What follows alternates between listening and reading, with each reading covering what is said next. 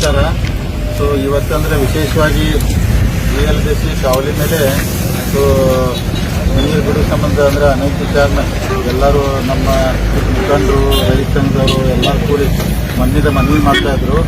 ಈಗಾಗಲೇ ಅಂದ್ರೆ ನೀರು ಬಿಡಬೇಕಾಯಿತು, ಆದರೆ ಆ ಘಟಕದ ಮೀನ್ ಬ್ರಿಡ್ಜ್ ಡ್ಯಾಮೇಜ್ ಆಗಿ ಸೊ ಅದಕ್ಕೊಂದು ಸ್ವಲ್ಪ ಲೇಟ್ ಆಯಿತು. ಅದಕ್ಕೆ ಇವತ್ತೆಲ್ಲರೂ ಇನ್ನೂ ಕೆಲವೊಂದು ಜನ ಬಂದು ವಿನಂತಿ ಮಾಡಿದರು ಜಿಲ್ಲಾ ಉಸ್ತುವಾರಿ ಮಂತ್ರಿ ಅವರಿಗೆ.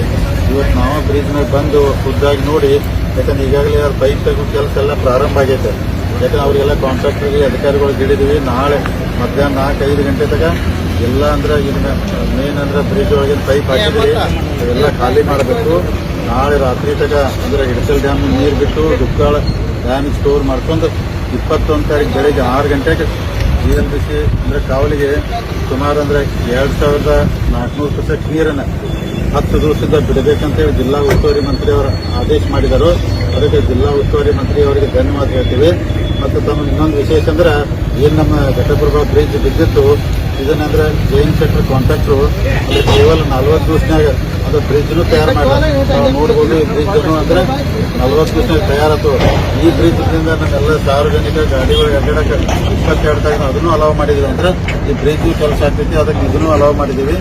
ಇದು ಸಾರ್ವಜನಿಕ ಅನುಕೂಲ ಆಗ್ತೈತಿ.